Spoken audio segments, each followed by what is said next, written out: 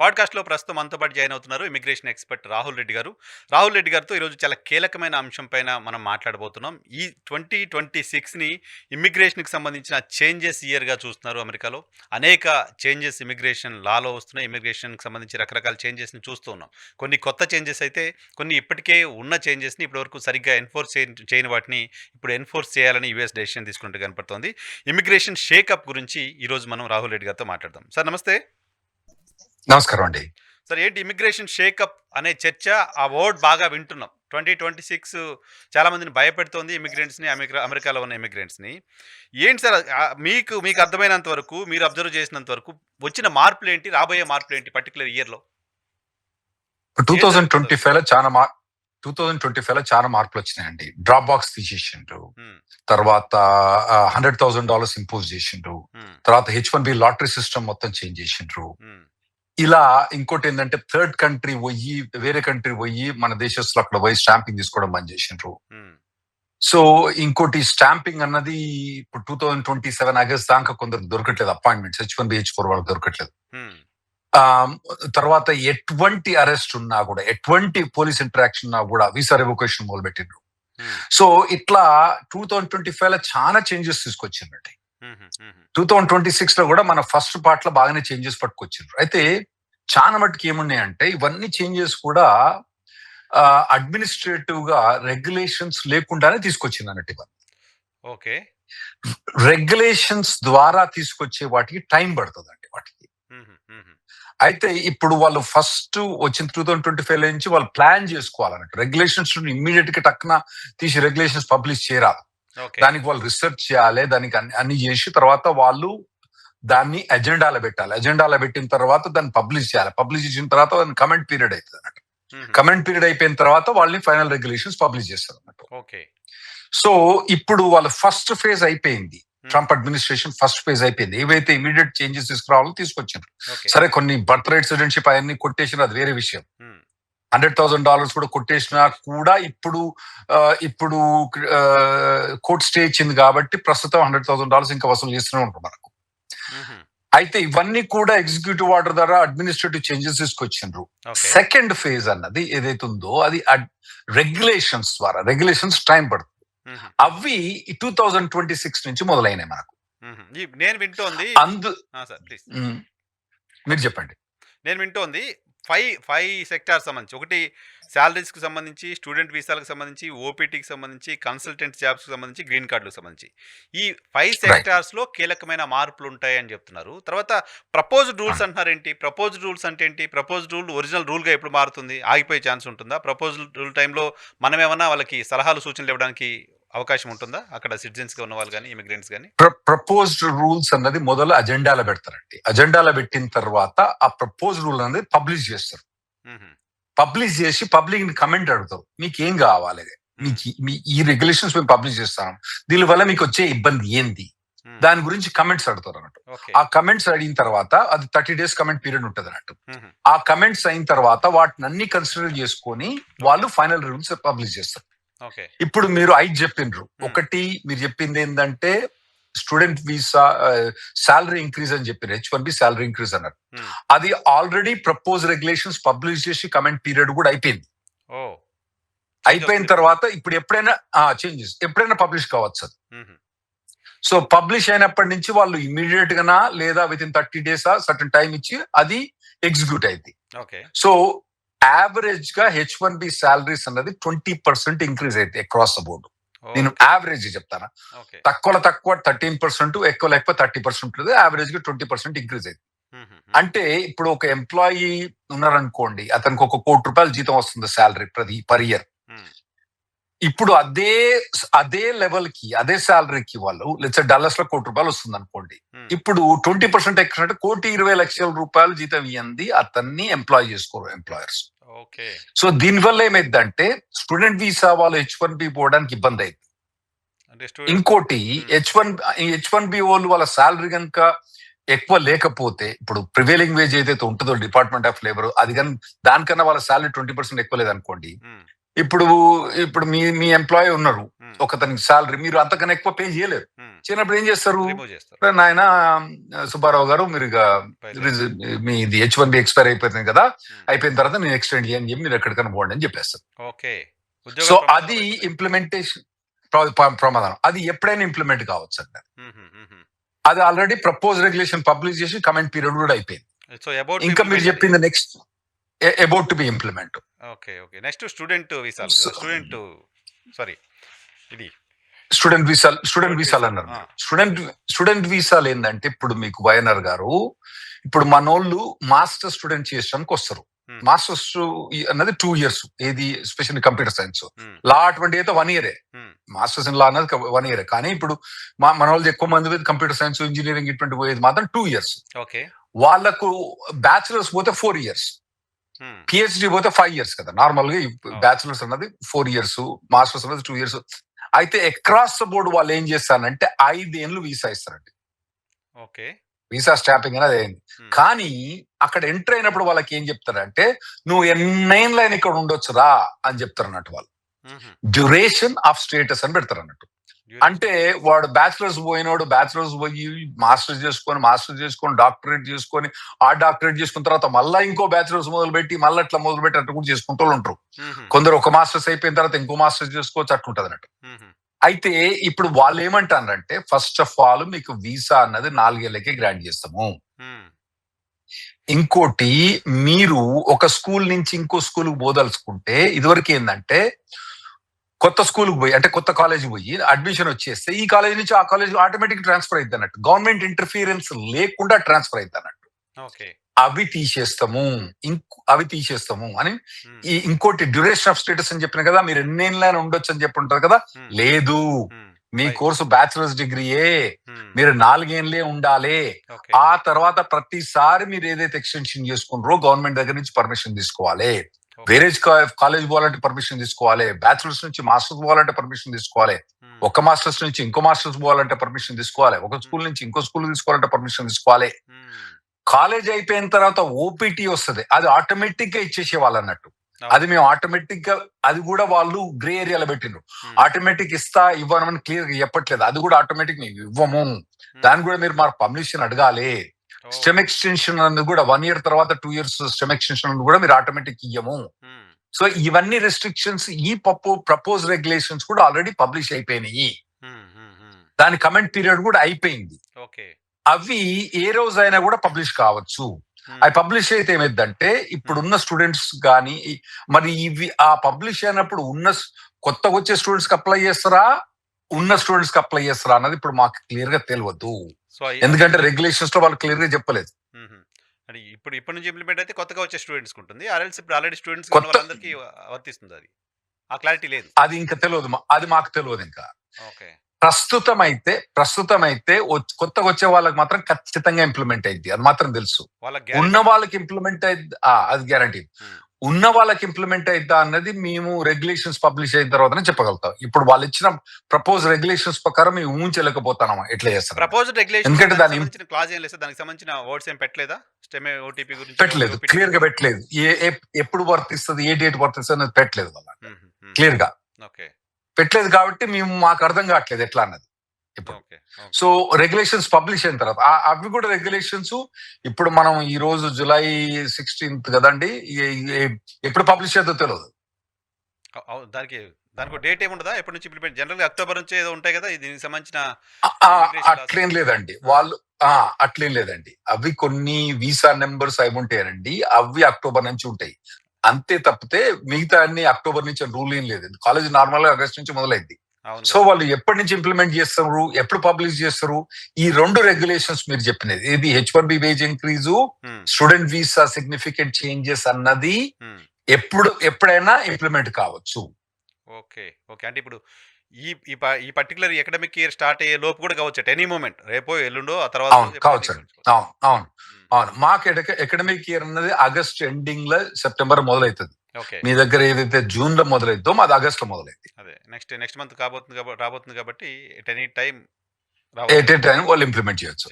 Next consulting jobs సంబంధించి కూడా ప్రమాదం ఉంది అని చెప్తున్నారు. దానికి సంబంధించి ప్రపోజ్డ్ రూల్స్ ఏంటి? ఇప్పుడు కన్సల్టింగ్ కంపెనీ మీద రిస్ట్రిక్షన్ పెట్టడానికి చాలా ప్రయత్నం చేసిండ్రండి. 2010 లో ఒబామా ప్రభుత్వం ట్రై చేసింది. 2016-17 లో ట్రంప్ ప్రభుత్వం చేసినప్పుడల్లా వాళ్ళు ఏం చేసిందంటే రెగ్యులేషన్ ద్వారా పోలేదు. ఓకే. వాళ్ళు ఒక మెమో ద్వారా తీసుకొచ్చి ఇంప్లిమెంట్ చేస్తే అది కోర్టు కొట్టేసింది అన్నట్టు. ఇప్పుడు వాళ్ళు ప్రపోజ్ రెగ్యులేషన్స్ ఏం పెట్టిందంటే ఇంకా ప్రపోజ్ రెగ్యులేషన్స్ పబ్లిష్ చేస్తామని చెప్పింది, చేయలేదు. ఓకే. వాళ్ళు ఏమంటారంటే రిస్ట్రిక్షన్స్ పెడతాము, కన్సల్టింగ్ కంపెనీ వాళ్ళు ప్లేస్మెంట్ అయినప్పుడు రిస్ట్రిక్షన్ పెడతాము. ఇప్పుడు నార్మల్ గా ఏముంటదండి, ఒక ఎంప్లాయర్ ఏమని సర్టిఫై చేయాలి H1B వచ్చినప్పుడు అంటే, నేను H1B ఎంప్లాయ్ కనుక హైర్ చేస్తే అమెరికన్ వర్కర్స్ కు నెగటివ్ గా ఇంపాక్ట్ కాదు అని చెప్పని ఉంటది అన్నట్టు. అయితే నెగటివ్ గా ఎవరికి ఇంపాక్ట్ కాదు? ఇప్పుడు మీ ఈహా టీవీ ఒక కన్సల్టింగ్ కంపెనీ అనుకుందాం, మీరు మిగతా టీవీ ఛానల్ అందరు కన్సల్టెంట్ పంపిస్తుండ్రు, అప్పుడు మీ ఈహా టీవీకే ఎఫెక్ట్ కాదా? లేదా అంటే మీరు కన్సల్టెంట్ తీసుకుపోయి వేరే వేరే పెద్ద పెద్ద టీవీలో పెట్టింది అనుకోండి, ఆ టీవీ స్టేషన్ లో వాళ్ళ జర్నలిస్ట్ లే ఆఫ్ చేసింది అనుకోండి, మీ జర్నలిస్ట్ తీసుకుపోయి అక్కడ పెట్టింది అనుకోండి, అప్పుడు పర్టికులర్ ఇక్కడ ఏంది మనం మాట్లాడుతున్నాం అంటే, మనం కన్సల్టింగ్ ఒక్కటే కాదండి, ఇక్కడ H1B లను పెడతాను. H1B అంటే వాళ్ళ ప్రకారం వాళ్ళు బయట దేశస్తులం కదా మనం అక్కడ యుఎస్ సిటిజన్స్. మీరు ఇప్పుడు ఒక ఇండియన్ తీసుకుపోయి వేరే పెద్ద టీవీలో పెడితే పర్వాలేదు. మీరే పాకిస్తానేనో తర్వాత బంగ్లాదేశ్ నో తీసుకొచ్చి పెద్ద టీవీలో పెట్టి అమెరికన్ ఇండియన్ రీప్లేస్ చేసుకున్నాడు ఎలా ఉంటది? సో వాళ్ళు ఆ తీరులో పోయి అక్కడ మీరు ఎక్కడైతే ప్లేస్మెంట్ చేస్తారో అక్కడ కూడా మీరు వేరే వాళ్ళని అమెరికన్స్ రీప్లేస్ చేయరాదు. ఇంకోటి వాళ్ళు కొన్ని రిస్ట్రిక్షన్స్ పెట్టే అవకాశం ఏముందంటే, మీరు ఎక్కడైతే కన్సల్టింగ్ కంపెనీ ఎంప్లాయీని కనుక ప్లేస్ చేస్తారో, మీరు నార్మల్ గా నోటీస్ బోర్డులు మీరు అక్కడ ఒక 30 రోజుల ముందే నోటీస్ బోర్డులో పెట్టాలి. నోటీస్ బోర్డులో ఏం పెట్టాలి? మీరు ఒక ఫారెన్ వర్కర్ ని తీసుకొచ్చి అడిగి పెడతారు. ఇప్పుడు ఈహా టీవీ ఉంది అనుకోండి, ఒక పెద్ద నేషనల్ టీవీ ఛానల్ తీసుకుపోయి మీ ఒక సాఫ్ట్వేర్ పర్సన్ అక్కడ పెడతాను అనుకుందాం. అప్పుడు ఎందుకంటే బయట దేశస్తును పెడతారు కాబట్టి మీరు అప్పుడు పోయి నోటీస్ బోర్డులో పెట్టి ఒక 30 రోజులు నోటీస్ బోర్డులో పెట్టి అక్కడ లోకల్ గా ఎవరైనా అమెరికన్స్ అప్లై చేస్తే వాళ్ళు అందరికి రెస్పాండ్ చేయాలని ఇదివరకు చాలా సార్లు ట్రై చేసిన అటువంటి రెస్ట్రిక్షన్ తీసుకురావడానికి. అయితే ఇప్పుడు అవన్నీ కూడా ఏంటంటే వాళ్ళు ప్రాపర్ ఛానల్ ద్వారా పోలే, ఇప్పుడు రెగ్యులేషన్ ద్వారా ప్రాపర్ ఛానల్ ద్వారా పోతుండ్రు కాబట్టి ఆ 30 days రెస్ట్రిక్షన్ అన్నది తీసుకొచ్చే అవకాశం ఉంటది ఇప్పుడు. దీనివల్ల ప్రాబ్లం ఏమైంది? కన్సల్టింగ్ కంపెనీస్ ఎవరైనా ప్రమాదంలో పడిపోతాయి, ఖచ్చితంగా ప్రమాదంలో పడిపోతాయి. ఓకే. కన్సల్టింగ్ కంపెనీస్ సో అక్కడ ప్లేస్మెంట్ రూల్ పర్పస్ ఏంటంటే అమెరికన్స్ కు సంబంధించిన జాబ్ ని బయట వాళ్ళతో రిప్లేస్ చేయకూడదు కన్సల్టింగ్ కంపెనీస్ అన్ని వాళ్ళు చెప్తుండ్రు. రైట్, వాళ్ళ ఇంటెన్షన్ అదని చెప్తుండ్రు వాళ్ళు. ఓవరాల్ గా ఇమిగ్రేషన్ రిస్ట్రిక్షన్ చేయాలన్నది ట్రంప్ పాలసీ. నార్మల్ గా ఐటీ ప్రొఫెషన్ లో అంటే ఇప్పుడు పెద్ద పెద్ద కంపెనీస్ వాళ్ళకి అమెరికన్ దొరకకపోతేనే వీళ్ళని హైర్ చేస్తారు. అమెరికన్ దొరికే వీళ్ళు హైర్ చెయ్యరు నార్మల్ గా. కాకపోతే ఏంటంటే వీళ్ళ మీద ఇంకా ఎక్కువ రిస్ట్రిక్షన్ చేయాలని చెప్పి ప్రయత్నం చేస్తాను. సో తర్వాత గ్రీన్ కార్డుల గురించి కూడా ఉంది కదా సార్, గ్రీన్ కార్డులకు సంబంధించి ఏంటి? ఈ పర్మ్ రెగ్యులేషన్స్ అన్నది ఎప్పుడో 40 ఏళ్ల కింద గ్రీన్ కార్డ్ రెగ్యులేషన్స్ అన్నది 40 ఏళ్ల కింద పబ్లిష్ అయిందండి. ఆ తర్వాత 2004 లో కొన్ని చేంజెస్ పట్టుకొచ్చిండ్రు వాళ్ళు. ఓకే, పర్మ్ రెగ్యులేషన్స్ 2003-2004 అంటే దాదాపుగా 22 సంవత్సరాల కింద వచ్చింది అన్నట్టు. యాక్చువల్ రెగ్యులేషన్స్ ఏవైతే ఉన్నాయో అంతకుముందు రెగ్యులేషన్స్ 40 ఏళ్ల కింద ఉన్నాయి. అయితే ఈ రెగ్యులేషన్స్ ప్రకారం ఏంటంటే ఒక పర్సన్ గ్రీన్ కార్డ్ అప్లై చేయాలంటే వాళ్ళు ఏం ప్రూవ్ చేయాలంటే అంటే EB2, EB3 అటువంటి కేటగిరీలా ఆ పర్టికులర్ పొజిషన్ కు మినిమం ఎలిజిబుల్ ఉన్న క్యాండిడేట్, ఒకటి గుర్తుంచుకోండి, మంచి ఎలిజిబుల్ ఉన్న క్యాండిడేట్ కాదు, మినిమం ఎలిజిబుల్ ఉన్న క్యాండిడేట్ ఏ అమెరికన్ కూడా లేడ్ అని డిపార్ట్మెంట్ ఆఫ్ లేబర్ సర్టిఫై చేయాలి. చేసిన తర్వాతనే అతనికి ఫామ్ అప్రూవ్ అని ఒకటి వస్తుంది అన్నట్టు. దాన్ని పట్టుకుపోయి I-140 ఈవెన్చువల్ గ్రీన్ కార్డ్ వస్తుంది. అయితే ఇప్పుడు సర్టన్ ప్రొఫెషన్స్ కండి అక్కడ ఆటోమేటికలీ సర్టిఫైడ్ లో ఉన్నారు అన్నట్టు. ఫిజికల్ థెరపిస్ట్ కానివ్వండి, నర్స్ కానివ్వండి, వాళ్ళకు ఏంటంటే department of labour blanket certify చేసింది. నాయన వీళ్ళు లేరు మా దగ్గర, మీ ఫిజికల్ థెరపిస్ట్ లైసెన్స్ ఉంటే మీ దగ్గర లేబర్ సర్టిఫికేషన్ ఆటోమేటిక్ వచ్చేస్తుంది, మాకేం డాక్యుమెంటేషన్ అక్కర్లేదు. నర్సులు ఫిజికల్ థెరపిస్ట్ కు ఆ లైసెన్స్ ఉంది. మిగతా వాళ్ళందరికీ ఏంటంటే వాళ్ళు డిపార్ట్మెంట్ ఆఫ్ లేబర్ కి అప్లై చేయాలి. చేసి అప్లై చేసేటప్పుడు ఏం చూపెట్టాలంటే ఇక చూడు ప్రివేలింగ్ వేజ్ ఒకటి వాళ్ళ department of labour prevailing wage పట్టుకోవచ్చు. అంటే ఈ పర్టికులర్ పొజిషన్ కు డల్లస్ లో సాఫ్ట్వేర్ డెవలపర్ కి లెవెల్ 2 శాలరీ ఎంత, ఆ శాలరీ ఎంత అని వాళ్ళని అడగాలి. అడిగిన తర్వాత లెవెల్ 2 శాలరీ ఇస్తారు. ఇచ్చిన తర్వాత ఇక చూడు వాళ్ళ రెగ్యులేషన్స్ ప్రకారం ఏంటంటే మీరు కంపల్సరీ టెక్సస్ లో అనుకోండి స్టేట్ వర్క్ ఫోర్స్ కమిషన్ లో అడ్వర్టైజ్మెంట్ చేయాలి, న్యూస్ పేపర్ లో అడ్వర్టైజ్మెంట్ చేయాలి, ఇంకో థర్డ్ ఏదైనా మీడియాలో అడ్వర్టైజ్మెంట్ చేయాలి. అయితే నార్మల్ గా ఏంటంటే అండి ఎవరండి న్యూస్ పేపర్ చూసేది? న్యూస్ పేపర్ లో ఎవడన్నా ఐటీ వాడు అడ్వర్టైజ్మెంట్ చూస్తాడా? చూసి జాబ్ అప్లై చేస్తాడా? ఇంకోటి ఆ అప్లై చేసి కూడా ఎట్లుంటది అంటే ఈమెయిల్ చేయరాదు, దానికి మెయిల్ చేయాలి, ఫిజికల్ మెయిల్ చేయాలి. ఎందుకంటే ఆయన రెగ్యులేషన్స్ ఎప్పుడో వచ్చినాయి. సో వాళ్ళు పెట్టిన రెగ్యులేషన్స్ అన్ని కూడా అవుట్డేటెడ్ అయిపోయినాయి. అవి ఇప్పుడున్న మోడర్న్ నీడ్ కు నెసెసిటీ లేదు. ఎవరు చూస్తారు? న్యూస్ పేపర్లే డిసపియర్ అయిపోయినాయి అక్కడ. సో అటువంటిప్పుడు మీరు న్యూస్ పేపర్లు ఎందుకు ఇస్తుండ్రు? అటువంటివన్నీ చేంజ్ చేద్దాం. టెక్సస్ వర్క్ ఫోర్స్ కమిషన్ ఎవరైనా జాబ్ ఎతికిన అనుకోండి, మీరు మన తెలంగాణ అన్ఎంప్లాయ్మెంట్ బెనిఫిట్ సెంటర్ పోయి ఎవరైనా ఎతుకుతారా జాబ్? అక్కడ పోయి ఎవరు ఎతకరు. ఎప్పుడో 40 ఏళ్ల కింద ఉండేది సో ఆ ఎంప్లాయ్మెంట్ ఎక్స్చేంజ్ అక్కడ కూడా ఉంది. ఇప్పుడు ఎంప్లాయ్మెంట్ ఎక్స్చేంజ్ అని కూడా ఉంది అక్కడ. కానీ ఆడ పోయి ఎవడో ఎత్తుతారండి జాబులు. సో అవన్నీ రెగ్యులేషన్స్ అన్ని కూడా చేంజ్ చేద్దామని ప్రపోజల్ పెట్టినండి ఇప్పుడు. సో దీని వల్ల పర్మనెంట్ లేబర్ సర్టిఫికేషన్ అన్నట్టు. లేబర్ సర్టిఫికేషన్ అంటే నేను ఇంతకుముందు చెప్పినట్టు ఏ అమెరికన్ కూడా మినిమం ఎలిజిబుల్ ఉన్న క్యాండిడేట్ ఇక్కడ మా దగ్గర జాబ్ చేయడానికి రెడీ లేడు అని డిపార్ట్మెంట్ ఆఫ్ లేబర్ సర్టిఫికేషన్ పోమంటారు అన్నట్టు. ఓకే, అది సర్టిఫై అయిపోయిన తర్వాతనే మీకు గ్రీన్ కార్డ్ వస్తుంది. అయితే వైఎన్ఆర్ గారు మీరు ఒక క్వశ్చన్ అడగవచ్చు, అయ్యా బాబు ఎవరిని గ్రీన్ కార్డ్ రాదు, ఇంత ముందు వచ్చి మీరు 100 ఏళ్ల దాకా గ్రీన్ కార్డ్ రాదని చెప్పి మళ్ళీ పరమ అవసరం ఎందుకు మనకు అంటారు కదా. అయితే ఈ పర్మ్ అనేది గ్రీన్ కార్డ్ ఒక్కటే కాదండి. ఇప్పుడు ఒక H1B అన్నది 6 ఏళ్ల మటుకే ఉంటది. 6 ఏళ్ల తర్వాత మీరు ఎన్నికొచ్చేయాలి. అయితే ఒకవేళ గనక మీకు I-140 అప్రూవ్ అంటే పర్మ్ అప్రూవ్ అనుకోండి, మీరు పర్మ్ అప్రూవ్ అయిపోయి I-140 అప్రూవ్, I-140 అనేది ఒక క్లినికల్ స్టెప్ అనుకోండి, పర్మ్ మెయిన్ స్టెప్ ఉంటుంది. మీకు పర్మ్ అప్రూవ్ అయిపోయింది అనుకోండి, I-140 అప్రూవ్ అయిపోయింది అనుకోండి, అప్పుడు ఏంటంటే H1B అన్నది మీరు ఎల్ల కాలము వాడుకోవచ్చు. ఎల్ల కాలం అంటే 90 ఏళ్ల దాకా వాడుకోవచ్చు H1B. సో H1B పర్మనెంట్ అయిపోద్ది, అప్పుడు 6 years కాస్త పర్మనెంట్ అయిపోద్ది. పర్మనెంట్ అయిపోద్ది. ఈ పర్మ్ అన్నది వాళ్ళ మనోళ్ళ గ్రీన్ కార్డ్ వచ్చడానికన్నా అంటే వెనకట ఎప్పుడు ఫైల్ చేసిన వాళ్ళు 2012-13 టైంలో ఫైల్ చేసిన వాళ్ళు గ్రీన్ కార్డ్ వస్తుంది లేండి. కానీ ఇప్పుడు ఈ 2026 లో ఫైల్ చేసిన ఎవరిని కూడా గ్రీన్ కార్డ్ రాదు. ఎందుకంటే వాళ్ళు 120 ఏళ్ళు బతకరని నేను అనుకుంటానా. మరి కొత్త టెక్నాలజీ నా సంగతి నాకు తెలియదు. అయితే అది ఆశలు ఎవరికి లేవు. కానీ 6 ఏళ్ల తర్వాత ఎవరికి లేవు. ఇప్పుడు వాళ్ళకి తెలుసు, అక్కడ పోయిన వాళ్ళకి తెలుసు, అరే నాయన గ్రీన్ కార్డ్ EB2 EB3 రాబోతే మాత్రం రాదని తెలుసు, వాళ్ళకి అందరికి తెలుసు. కానీ ఈ పర్మ్ ఎందుకు అప్లై చేస్తారంటే 6 ఏళ్ల కన్నా ఎక్కువ H1B రావాలంటే మీరు ఈ పర్మ్ కావాలి. ఇంకోటి H4EAD అని ఉన్నది కదండి, దాని మీద మన దగ్గర మన తెలుగు వాళ్ళు ఒక 2-3 లక్షల మంది ఉన్నారు. ఆ H4EAD రావాలంటే మెయిన్ అప్లికెంట్ కు I-140 అంటే పర్మ్ అప్రూవ్ అయి ఉండాలి. సో దానికోసం కూడా పర్మ్ కావాలి. తర్వాత 6 years కోసం ఎక్స్టెన్షన్ చేయడానికి కూడా పర్మ్ కావాలి. ఈ రెండింటి కూడా పర్మ్ కావాలి. కానీ ఆ పర్మ్ కనుక మనకి ఇబ్బందులు పడితే మనకు ఈ 6 ఏళ్ల కన్నా ఎక్కువ H1B కూడా ఇబ్బందులు పడుతుంది. H4 కొత్తగా వచ్చే H4EAD కూడా ఇబ్బంది పడే ఛాన్స్ ఉంటుంది.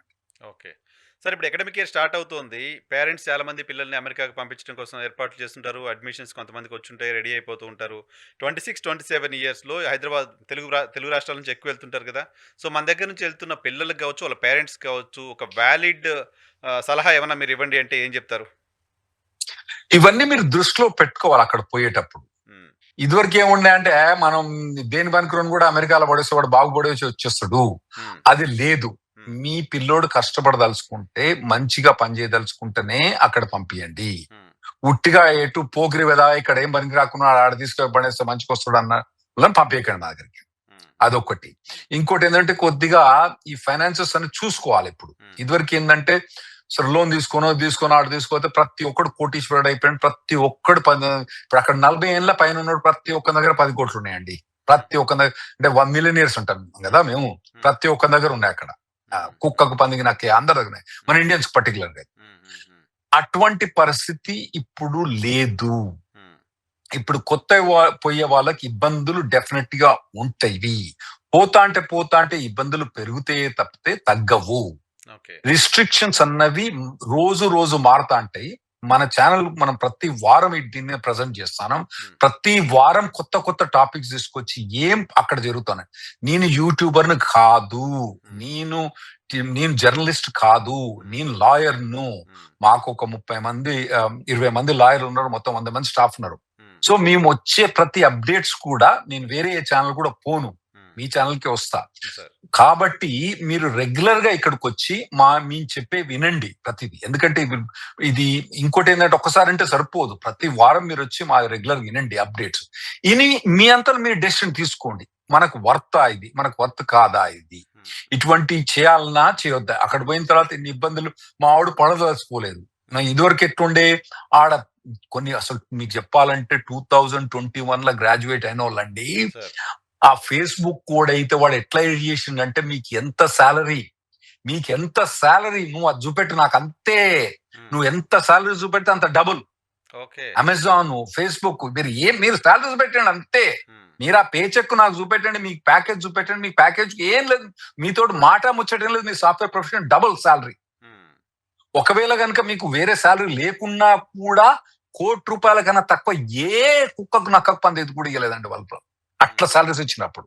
సో ఆ కాలం వెళ్ళిపోయింది. ఇప్పుడు కొత్తగా ఆర్టిఫిషియల్ ఇంటెలిజెన్స్ వచ్చింది, తర్వాత ఇమిగ్రేషన్ ట్రంప్ వచ్చి ఇమిగ్రేషన్ మీద రెస్ట్రిక్షన్స్ ఎక్కువైనాయి. ఇప్పటికి కూడా ఏంటంటే వైఎన్ఆర్ గారు, ఇప్పుడు మీకు ఇండియాలో ఉండే శాలరీస్ కన్నా యుఎస్ లో ఉండే శాలరీస్ చాలా ఎక్కువ. ఇప్పుడు జాబ్లు ఉన్న వాళ్ళకు కూడా మంచి శాలరీస్ ఇస్తున్నారు వాళ్ళు అక్కడ.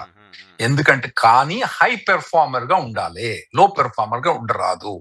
ఎందుకంటే మనకి ఇక్కడ ఇండియాలో ఇచ్చే శాలరీ కన్నా ఆడ దాదాపుగా మీకు 10 times మినిమం ఎక్కువ ఉంటది. 10 times మినిమం ఎక్కువ ఉన్నది కాబట్టి 10 times మినిమం ఎక్కువ ఉంది అక్కడ. సో మీరు పనిచేసే తీరు కూడా ఆ తీరు ఉండేటట్టు ఉంటే రండి, ఆ సొఫిస్టికేషన్ ఉంటే రండి.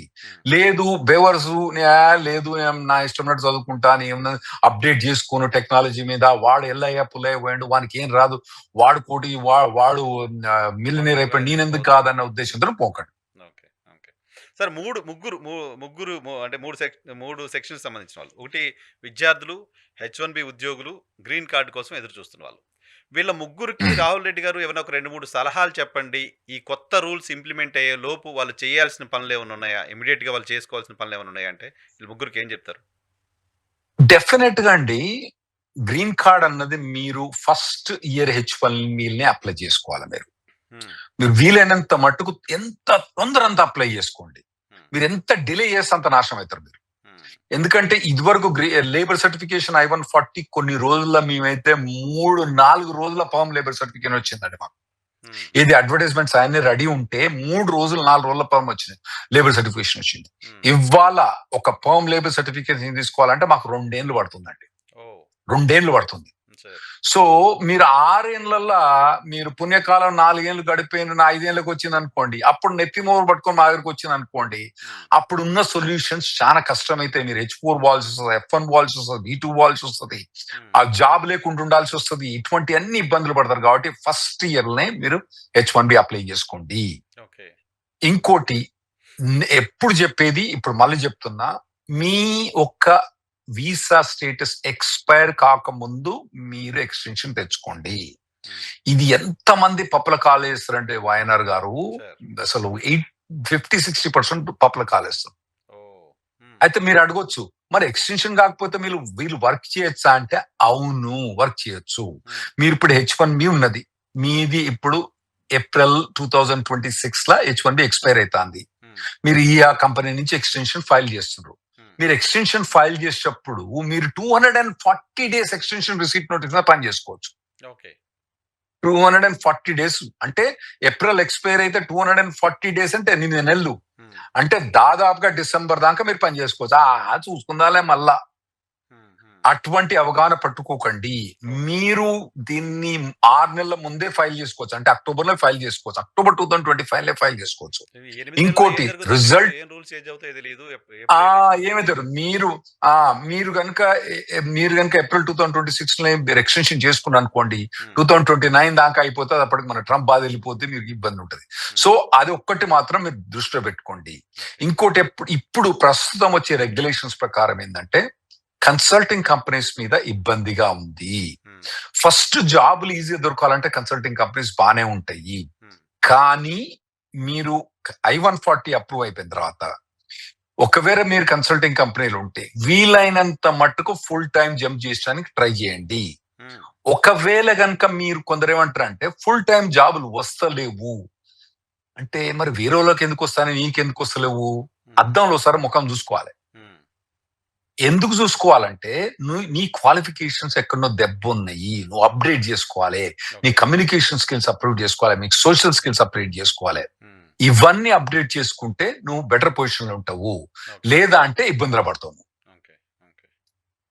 ఓకే సార్, అంతే కదా. దట్స్ ఇట్ ఫర్ ఈ కొత్త రూల్స్ ప్రపోజ్డ్ రూల్స్ కి సంబంధించిన ఒక్కటండి ఇప్పుడు ఓపీటీ రూల్స్ మనము 2 ఉన్నాయండి. స్టూడెంట్ వీసా గురించి మాట్లాడినాము.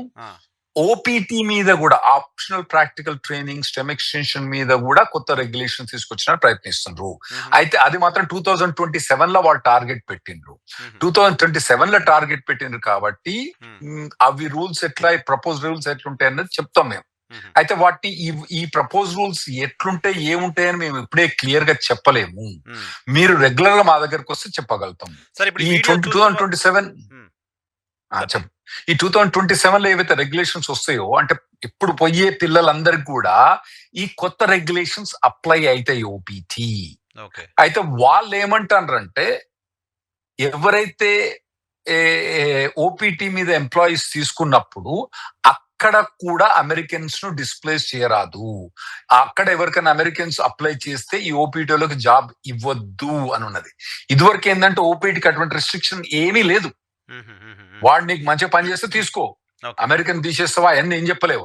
సో అవి కొత్త రెగ్యులేషన్స్ అంటే ఇప్పుడు పోయే వాళ్ళకి ఈ 2027 రెగ్యులేషన్స్ కూడా అప్లై అవుతాయి. Right sir, thank you very much Rahul Reddy గారు మాకు సమయం కేటాయించినందుకు. ఇది ప్రపోజ్ రూల్స్ కు సంబంధించి 5 కీలకమైన అంశాలకు సంబంధించి ఈ 2026 లో రాబోతున్న కొత్త చేంజెస్ సంబంధించి రాహుల్ రెడ్డి గారి ఇన్ఫర్మేషన్.